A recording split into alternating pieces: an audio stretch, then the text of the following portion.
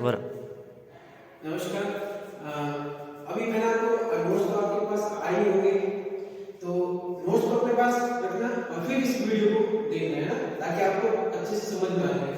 तो अपने पास आता है according due to gravity and weight. तो ये क्या होता है, ग्रेविटी और वेट में क्या होता है, ग्रेविटी क्या होती है अपने पास वो समझेंगे अभी, है ना। फॉर एग्जांपल ये कोई प्लेनेट है ना, मेरे पास ये है प्लेनेट, ये कोई प्लेनेट है, इसका मास कैपिटल है। देखो ग्रेविटी हमेशा कब होगी, कब मिलेगा, जब अपने पास कोई किसी भी प्लेनेट का मास दिया हो। यहाँ पे ग्रेविटी का प्लेनेट जो इसका मास है कैपिटल है। यहाँ पे कोई पॉइंट है एम और यहाँ पे कोई पॉइंट है पी, और जिसका मास है पी पॉइंट है, जिसका मास है इस यहाँ पे जस्ट यहाँ पे पॉइंट है ना, यहाँ पे और इसकी दूरी है कितनी आर। कोई भी यहाँ पॉइंट है, इसकी भी दूरी कितनी होगी, डिस्टेंस कितनी होगी आर। फॉर एग्जांपल कोई मैं यहाँ पे पॉइंट ले लूं, कोई भी एम ए, यहाँ पे भी पॉइंट को इसकी भी डिस्टेंस कितनी होगी आर। डिस्टेंस तो सेम होगी, और ये क्या है प्लेनेट। तो देखो जो पी पॉइंट पर जो ग्रेविटेशन फोर्स होगा वो क्या होगा, capital G mass of planet upon distance R square और एम पी। एफ बी पे क्या हो जाएगा, F B equal to capital G और capital M mass of planet upon R square equal M B. For example हम M A पे निकालना होता तो क्या लिखता हमें, capital G M upon R square, क्या चाहिए था अपने पास एम ए। तो आप इसमें देख रहे होंगे कि देखो ये जो है ये यहाँ पे सेम आ रहा है, capital G upon R square, capital G upon R square. ये कहीं पे कोई पॉइंट नहीं है, सब जगह सेम ही आएगा। तो यहाँ पे इस चीज को अपन यहाँ पे बोलते हैं ग्रेविटी, जिसको अपन वो स्मॉल जी से रिप्रेजेंट करते हैं। ये होता है capital G equal to capital small G equal to capital G mass of planet upon R square, और इसको अपन क्या बोलेंगे, acceleration due to gravity, gravity of planet. अब देखो इस चीज को ध्यान से देखना है ना, फोर्स का फॉर्मूला अपने पास क्या आता है, फातिमा। अपने पास भी क्या है फातिमा, तो फोर्स का फॉर्मूला m इनटू a। अब देखो यहाँ पे ये m है, बाकी जो बचा है वो क्या होगा, वो a होगा। तो मैं क्या इसको एक्सेलरेशन बोल सकता हूँ, क्लियर, इसको एक्सेलरेशन बोल सकता हूँ। तो बताओ इसकी यूनिट क्या हो जाएगी, मीटर पर सेकंड स्क्वायर, मीटर पर सेकंड स्क्वायर। अगर इनकी भी सभी की यूनिट डाल कर सिंपलीफाई करेंगे तो अपने पास ये आएगी यूनिट मीटर पर सेकंड स्क्वायर। यहाँ पे अपन इसको ऐसे भी लिख सकते हैं, मीटर सेकंड की पावर -2। ओके,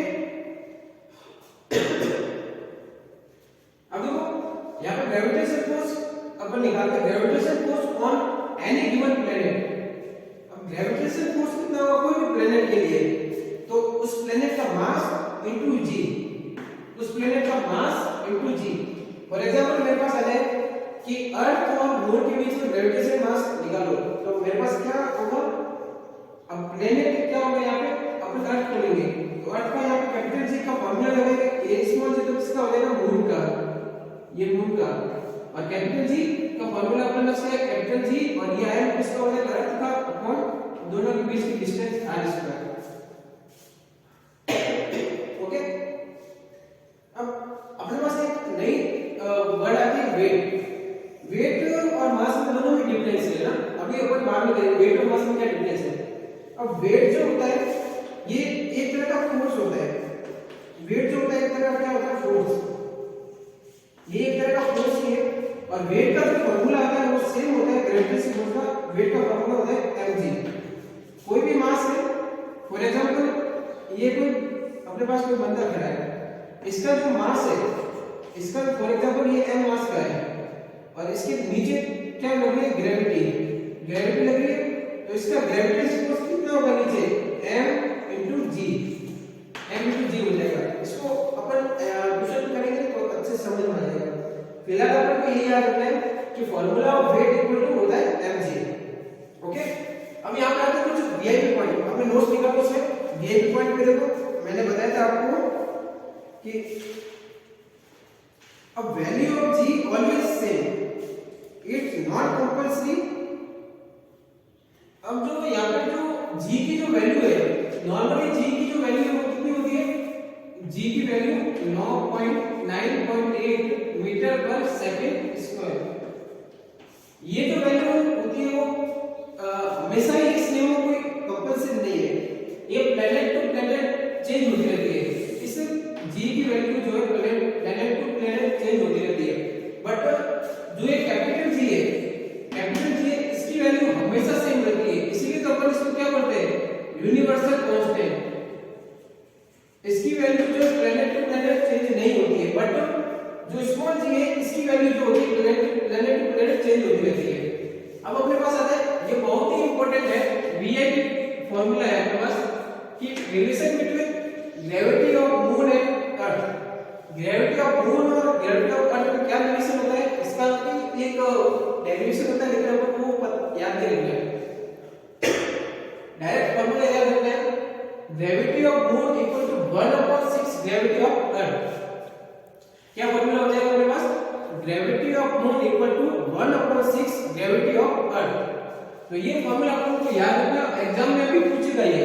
अब एग्जाम में क्वेश्चन कैसे पूछेगा कि आपको दे देगा ग्रेविटी ऑफ अर्थ, दे देगा अर्थ, दे देगा कोई, फॉर एग्जांपल यहां पे क्वेश्चन देखिए अपन कि ग्रेविटी ऑफ अर्थ की वैल्यू है 6, तो ग्रेविटी ऑफ मून की वैल्यू बताओ।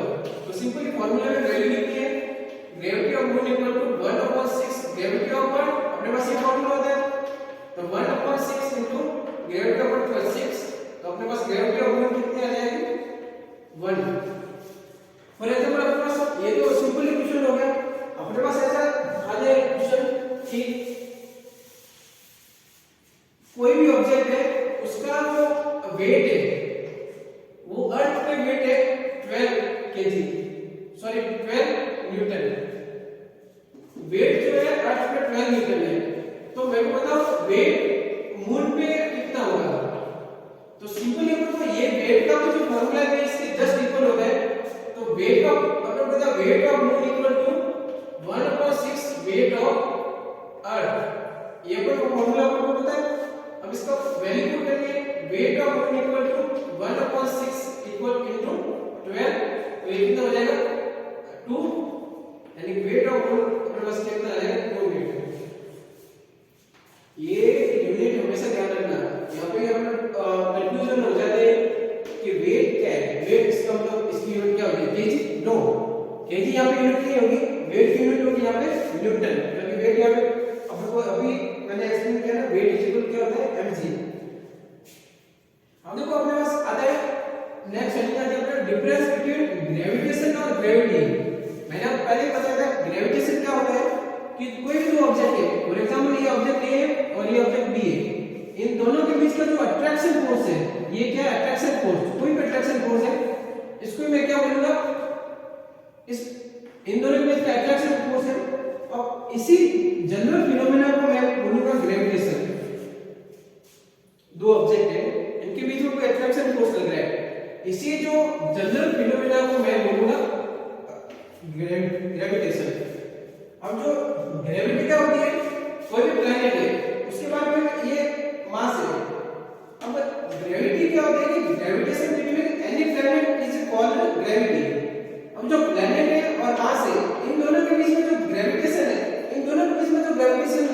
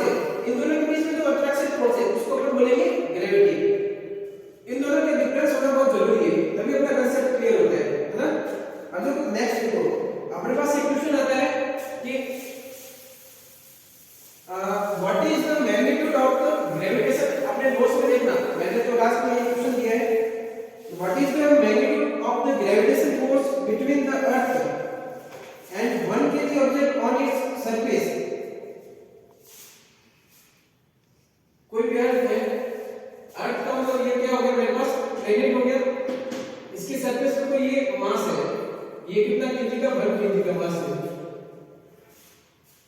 Object its surface, mass of earth मेरे को ये दिया गया है, प्लेनेट का मास मेरे पास दिया गया है m is equal to 6 into 10 raised to power 23 kg, और रेडियस मेरे पास ये है कि इसकी जो रेडियस है, यानी कि ये जो डिस्टेंस है यार, ये मेरे पास दे रही है 6.4 into 10 raised to power 6 metre, ये मेरे पास दे रही है ना। और बस अपने पास फॉर्मूला आपके पास क्या है, G is equal to capital G small m upon r square. Capital G की वैल्यू क्या है बताओ, कैपिटल G की वैल्यू तो अपने पास कैपिटल G की वैल्यू क्या आ जाएगी, 6.67 into 10 raised to power minus 11। Unit क्या हो जाएगी बताओ, newton metre square upon KG square. ये यूनिट हमेशा अपन को याद ही रखनी है ना, newton metre square upon KG square.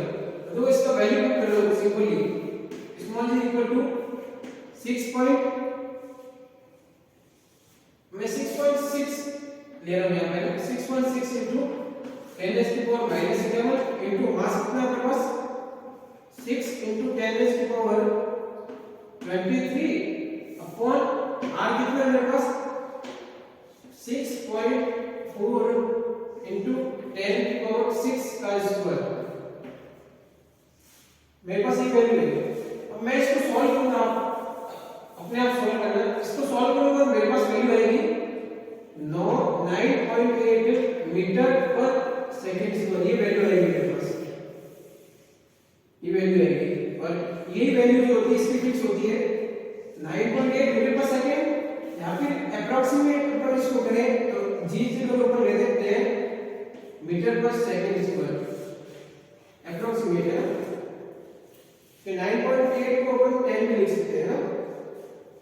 आगे देखो,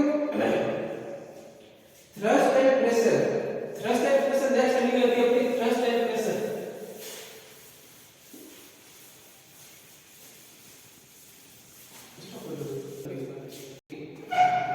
नेक्स्ट हेडिंग आती है अपने पास थ्रस्ट। देखो थ्रस्ट की डेफिनेशन क्या है, इसकी डेफिनेशन अपन को थोड़ा बहुत याद रखनी पड़ेगी ना।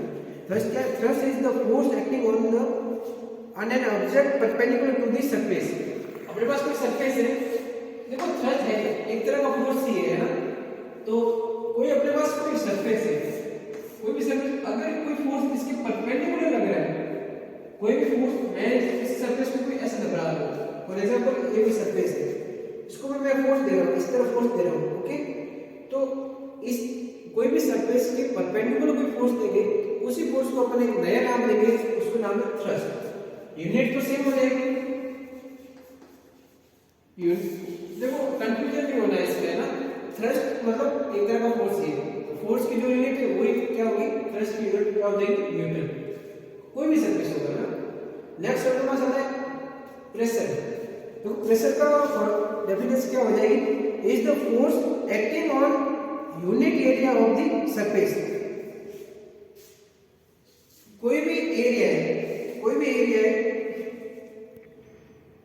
कोई भी यूनिट एरिया है, उसके ऊपर अगर मैं फोर्स दे रहा हूं, फोर्स दे रहा हूं यानी पर यूनिट एरिया फोर्स, तो इस तरह फोर्स दे रहा हूं, तो ये इसी अपन प्रॉपर्टी को अपन क्या बोलेंगे, प्रेशर। देखो फोर्स इसके फोर्स कैसे लगना चाहिए, परपेंडिकुलर, और परपेंडिकुलर जो फोर्स होगा उसको अपन क्या बोलते हैं, थ्रस्ट। तो फार्मूला मेरे पास क्या हो जाएगा, फिजिकल थ्रस्ट अपॉन एरिया।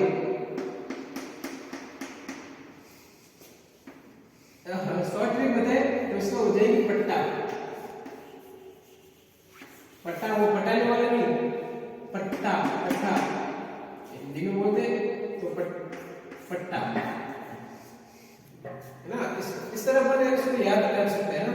यहाँ पे P का मतलब क्या हो जाएगा, प्रेशर, TH का मतलब थ्रस्ट, इसका मतलब हो जाएगा थ्रस्ट, और क्या हो जाएगी, पट्टा। ये अपन जैसे अपन फोर्स के अपन ने बताई क्या हो, फोर्स के अपन ने क्या बताई, फातिमा। देखो ये शॉर्ट ट्रिक में से याद रखो, ये अपने एग्जाम के लिए काम आती है। तो प्रेशर के अपने पास क्या हो जाएगी, पट्टा पट्टा पट्टा पट्टा। तो P का मतलब प्रेशर, तो लोग है ना कोई उल्टा मतलब सब मत समझ लेना है ना। P का मतलब प्रेशर, TH का मतलब थ्रस्ट, यहाँ पे A का मतलब क्या है, एरिया। तो मेरा इसका हो जाएगा P equal to thrust upon area. अब इसकी ऐसा यूनिट क्या हो जाएगी, ऐसे यूनिट अपन इसको पास्कल बोलते हैं। और अपन ऐसे इस तरह की यूनिट निकाले तो देखो P इक्वल टू क्या हो जाएगा, थ्रस्ट। थ्रस्ट की यूनिट क्या है मेरे पास, न्यूटन पर एरिया की हो जाएगी मीटर स्क्वायर। तो इसकी एक यूनिट तो होगी ये वाली पास्कल, सेकंड है न्यूटन, थर्ड अपन क्या लिख सकते हो, न्यूटन पर मीटर स्क्वायर और न्यूटन m की पावर -2, ये भी लिख सकते हैं। अब ये कैसा है देखो, इसको समझ लो। न्यूटन की यूनिट क्या हो जाती है, m, फॉर्मूला क्या है, m है केजी मीटर पर सेकंड स्क्वायर, नीचे लिख लो सेकंड स्क्वायर इनटू ये हो जाएगा मीटर स्क्वायर। तो देखो 1 मीटर से 1 मीटर कटा तो मेरे पास क्या आ जाएगा, केजी, ये m की पावर 1 है, ऊपर जाएगा तो क्या हो जाएगा m की पावर -1 और सेकंड की पावर ऊपर जाएगी सेकंड की पावर -2। देखो ये वाला सीमा है, केजी सेकंड की पावर -1 m की पावर माइनस सेकंड की पावर -2 m की पावर -1।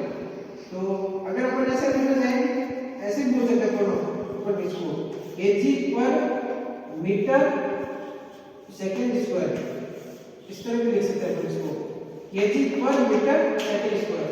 तो कोई यूनिट है, एक तो वीवी आईएफ पॉइंट का very very important formula, exam में आएगा, बोल रहा हूं मैं, है ना, जवान है, VVIP very very important formula.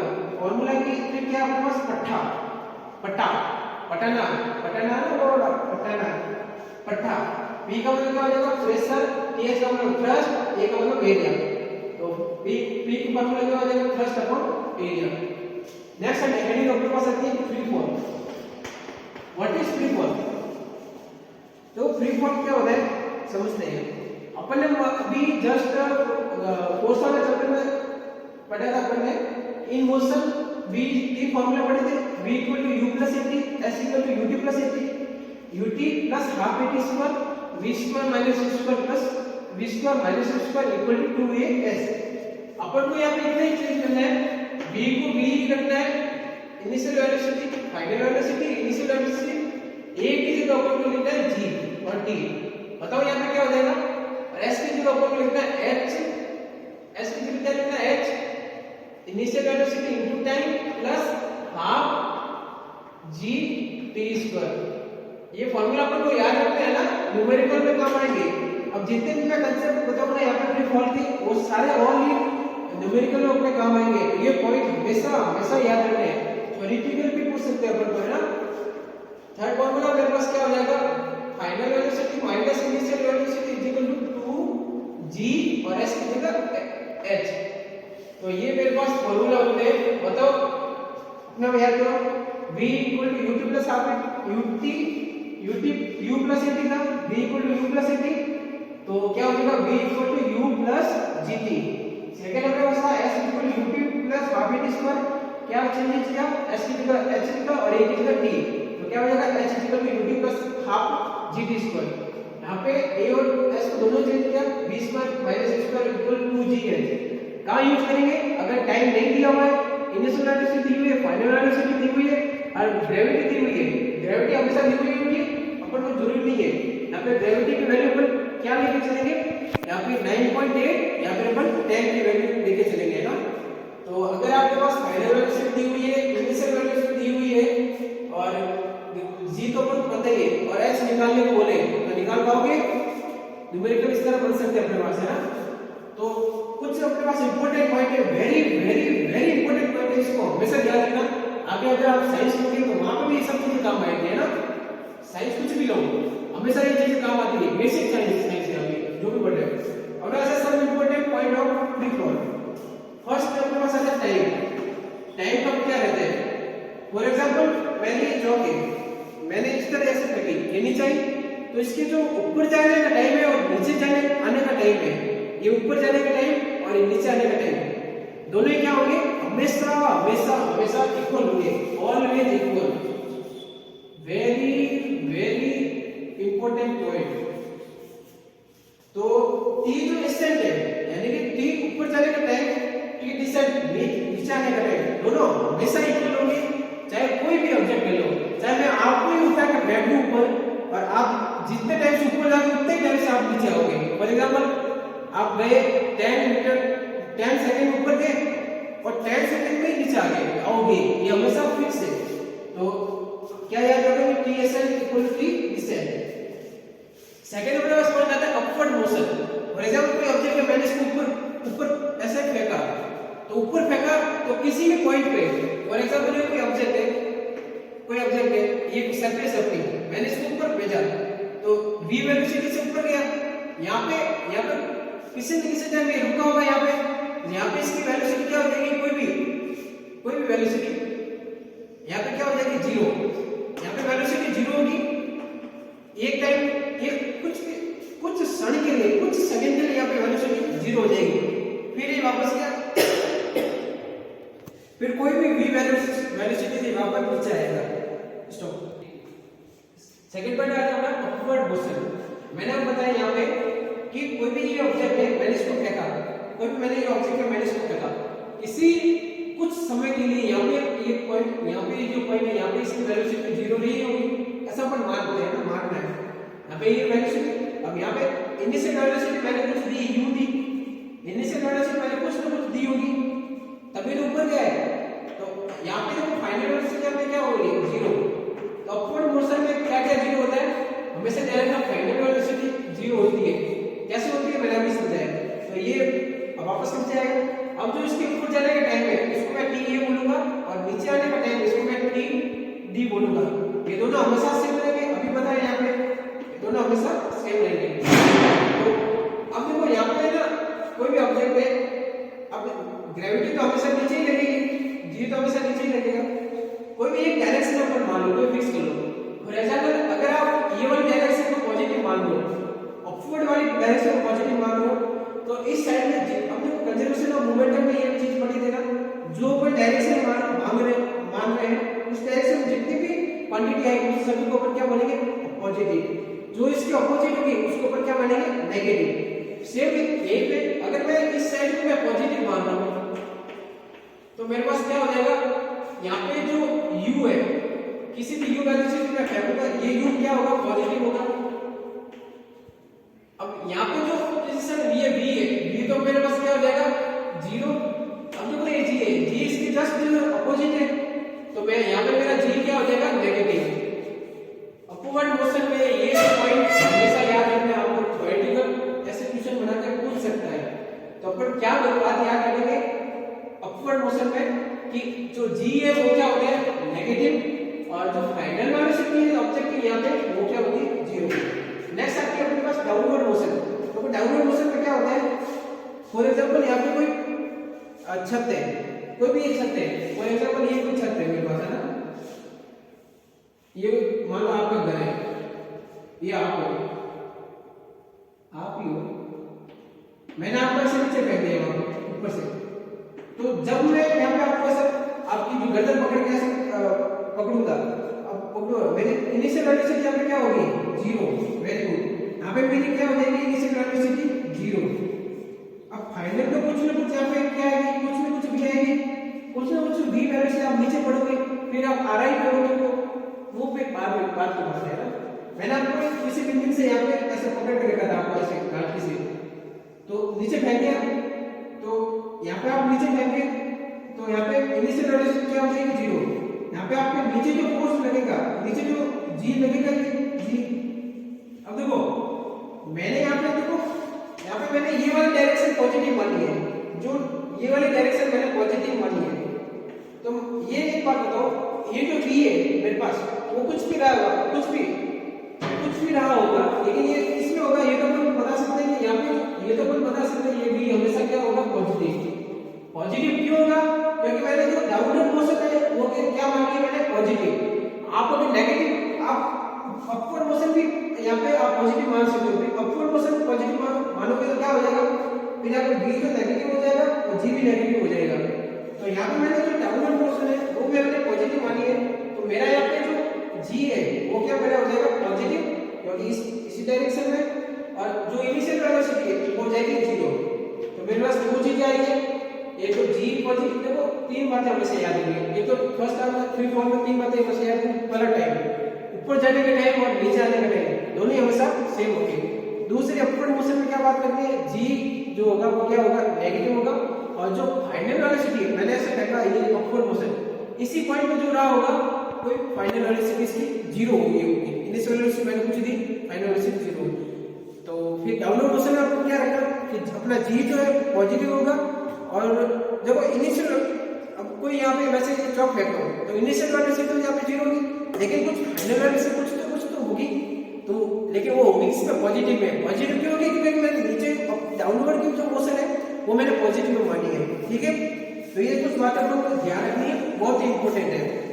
फिर अपने difference between mass and weight, mass और वेट में क्या डिफरेंस है वो अपन देखेंगे ना।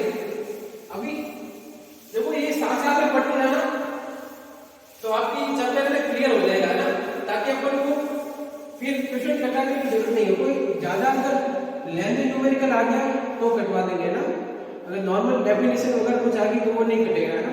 तो आप इसको सीरियसली पढ़ लेना है ना, मजाक मत लेना। और ये जितने भी नोट्स है ये आपकी नोटबुक में होने जरूरी है। आपकी जब भी आओगे यहाँ पे तो चेक किया जाएगा पहले, ये नोट्स आपकी नोटबुक में होने कंपल्सरी है, ठीक है।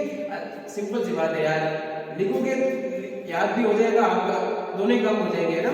तो मेरे पास नेक्स्ट आ जाती है difference between mass and weight. मैंने वेट पहले ही बताया था ना। अब देखो मास और वेट में आपको डिफरेंस हमेशा पता होना चाहिए। फर्स्ट पॉइंट आता है कि the mass of an object is the measure of its inertia. मैंने बताया था कि जो इनर्शिया है वो किसके डायरेक्टली प्रोपोर्शनल होता है, मास के। तो the mass of an object is the measure of its inertia. If greater the mass, the greater is the inertia. बस अगर किसी का इनर्शिया इसका मास ज्यादा होगा तो उसका इनर्शिया भी ज्यादा होगा। क्यों? क्योंकि जो इनर्शिया है इसके प्रोपोर्शनल है डायरेक्टली मास के।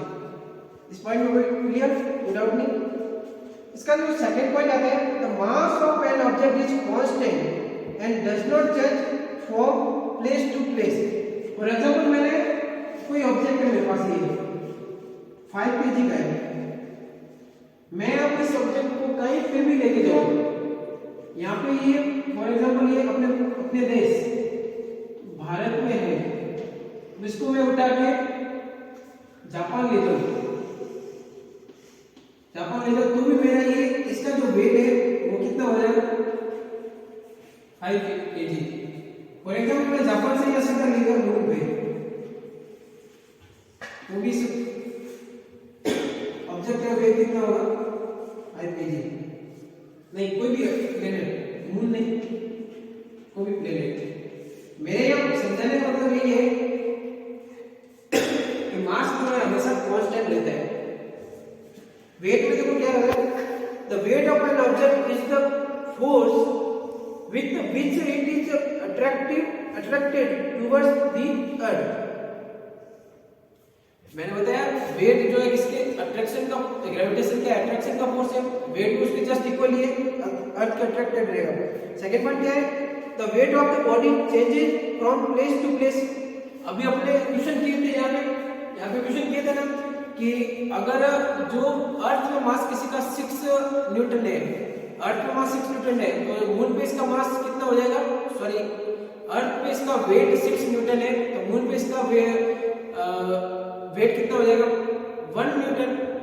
1/6 × 6, 6 से 6 कट जाएगा तो क्या आ जाएगा 1 न्यूटन।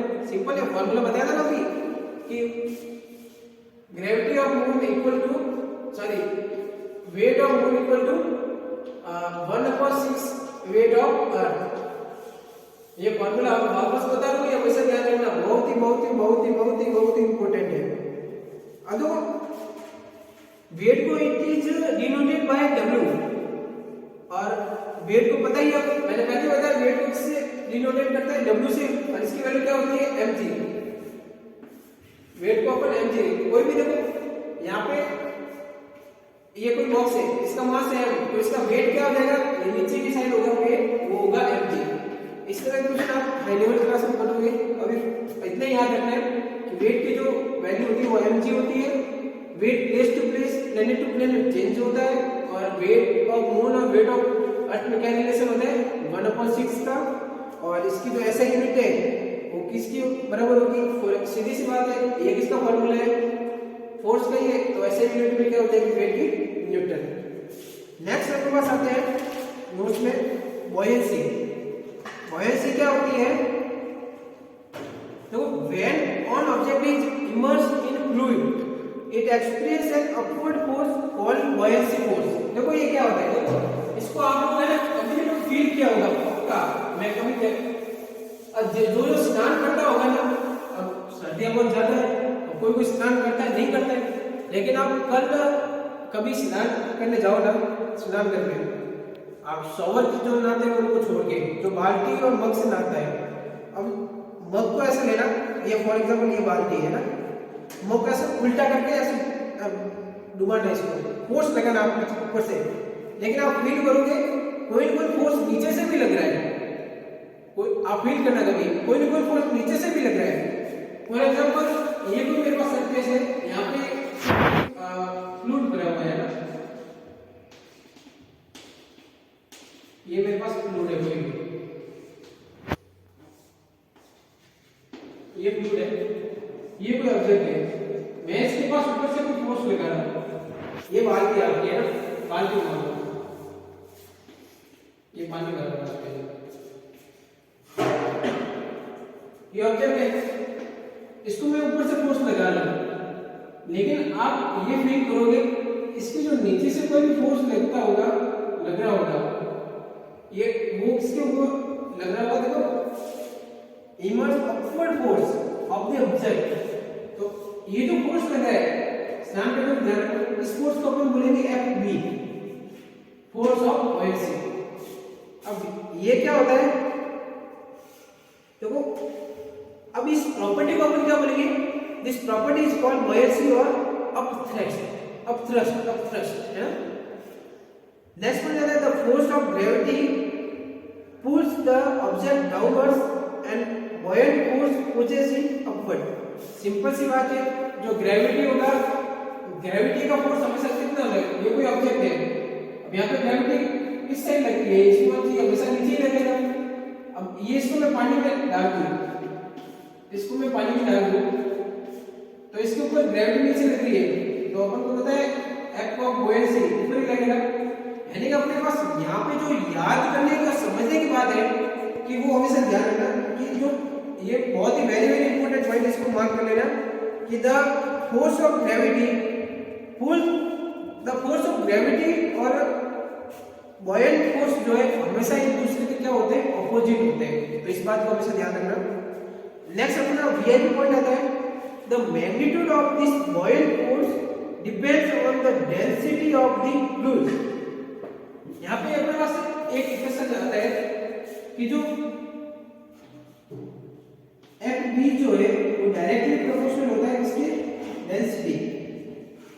डेंसिटी किसकी डेंसिटी ऑफ फ्लूइड। कोई भी मेरे पास लिक्विड है, कोई भी फ्लूइड है, इसकी जो डेंसिटी वेरी इंपॉर्टेंट है, इसके जो फोर्स ऑफ बॉयंसी है वो डायरेक्टली प्रोपोर्शनल होता है डेंसिटी ऑफ फ्लूइड। अब इसकी जो प्रॉपर्टी है वो अपन अभी देखेंगे, ये हमेशा याद रखना है ना। नेक्स्ट है व्हाई ऑब्जेक्ट फ्लोट और sink when placed in the surface of water. अपने पास अपना क्वेश्चन आता है कि कोई भी सरफेस है और कोई भी ऑब्जेक्ट है, फॉर एग्जांपल कोई प्लास्टिक चीज अपन पानी में डाल दे वो तैर रही है, फ्लोटिंग कर रही है, बट कोई हार्ड चीज डाल दे, कोई लोहे की, आयरन की कोई भी वस्तु डाल, वो अभी अपन ही खुद देते हैं, अपन डूब जाते हैं। व्हाई? अब इसका रीजन क्या है, आगे पढ़ेंगे अपन, है ना। अपने पास एक रिलेशन आता है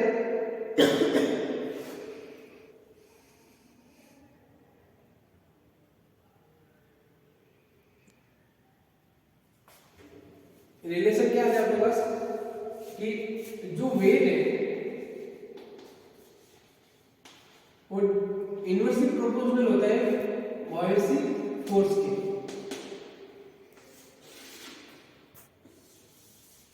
बीएफ देखो अपने पास दो वर्ड आते हैं, दो वर्ड आते हैं, देखो ये हमेशा याद रखना ना, ये वर्ड अपने पास दो वर्ड आते हैं। मैं कई बार मैं शॉर्ट फॉर्म यूज करता हूँ जीएफ और बीएफ। इसका गलत मतलब मत समझाना, मतलब समझना। जीएफ का मतलब होता है अपने पास साइंस में, सोशल मीडिया में जो भी कंपनी बनता है ना साइंस में, इसका मतलब जीएफ का मतलब होता है ग्रेविटेशन फोर्स, है ना, ग्रेविटेशन। ये मेरे को बताना बहुत जरूरी है, तो आप लोग पता नहीं क्या क्या समझ लेते हैं। और बीएफ का मतलब, बीएफ का मतलब बॉयंट फोर्स, बीओयू, ये बॉयंट फोर्स है ना, हमेशा ध्यान रखना है ना। बीएफ का मतलब बॉयंट फोर्स और जीएफ का मतलब ग्रेविटेशन फोर्स।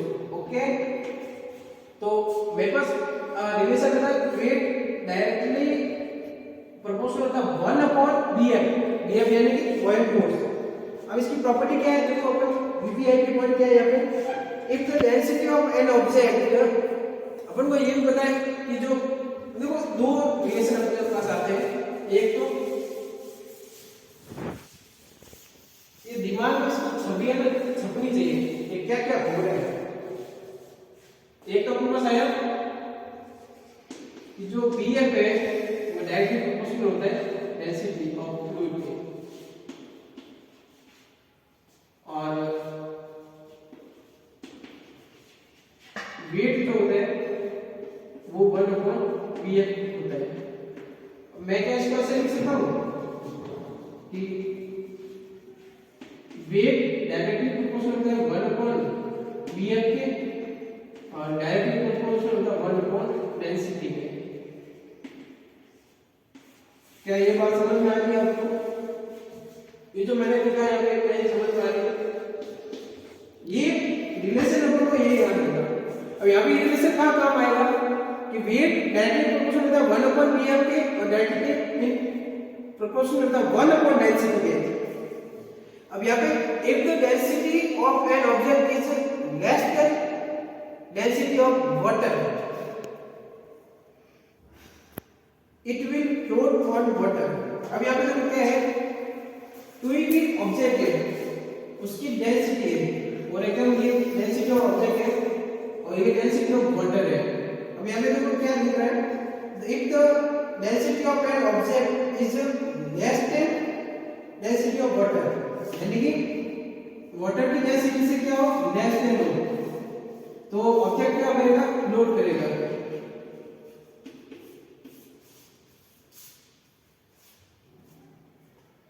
और if the density of an object is more than density of water, अगर डेंसिटी ऑफ ऑब्जेक्ट जो ज्यादा है, मोर देन है डेंसिटी ऑफ वाटर के, रिलेशन हमेशा ध्यान रखना, density of object more than density of water के, तो जो ऑब्जेक्ट है वो क्या हो जाएगा, सिंक, डूब जाएगा ऑन वाटर। ओके,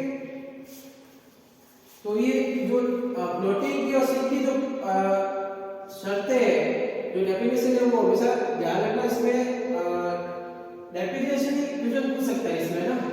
तो अब अगला नेक्स्ट आता है आर्किमिडीज प्रिंसिपल। अब आर्किमिडीज प्रिंसिपल क्या कहता है, ये नोट्स तो मेरे आपको दिए हुए है ना, तो ये लिखने की जरूरत नहीं है, जो दिए हुए वही है बस। आर्किमिडीज प्रिंसिपल क्या कहता है, when a body is immersed fully or partially in a fluid, it experiences an upward force that is equal to the weight of the fluid displaced by it। तो इसको समझते हैं, आर्किमिडीज पावर क्या कहता है मेरे पास कि मेरे पास ये कोई टब है, इसके अंदर ये कोई फ्लूइड भरा हुआ है ना, यहां से मैंने ये लकड़ी निकाल दी और यहाँ पे छोटा सा मैंने और टब रख दिया। देखो कोई भी स्प्रिंग है ना, स्प्रिंग से मैंने ये ऑब्जेक्ट मैंने यहाँ पे ऐसे पार्शियली मैंने इसको डुबाया है ना, तो ये जो वाटर है और मतलब इसको अब जब भी आप कोई भी ऑब्जेक्ट को डुबाएंगे, फॉर एग्जांपल ये कोई टब है, यहाँ से पूरा एकदम फुली भरा हुआ है, आप इसमें थोड़ा सा भी फोर्स लगाओगे तो कुछ तो पानी इसके नीचे डूब जाएगा, है ना। तो इसी तरह सेम है, यहाँ पे मैंने ये कोई नल का यहाँ पे फिट किया, मैंने यहाँ पे सब्जेक्ट को इस तरह मैंने फोर्स लगाया ऊपर से, कौन सा फोर्स ऑफ कोई भी फोर्स लगाया मैंने, जी अब तो नीचे लग ही रहा है। अब नीचे फोर्स लगेगा ऑफिशियली अपवर्ड कौन सा फोर्स लगेगा बताओ, बीएफ या जीएफ? बीएफ यानी बीएफ मींस बॉइल्ड फोर्स, तो जो फोर्स लगेगा बॉइल्ड फोर्स। अब आर्किमिडीज क्या कहता है कि जो experiences an upward force that is equal to the weight of the fluid displaced by it. For example इस ऑब्जेक्ट का जो वेट है वो वी बी है, डब्ल्यू बी है, और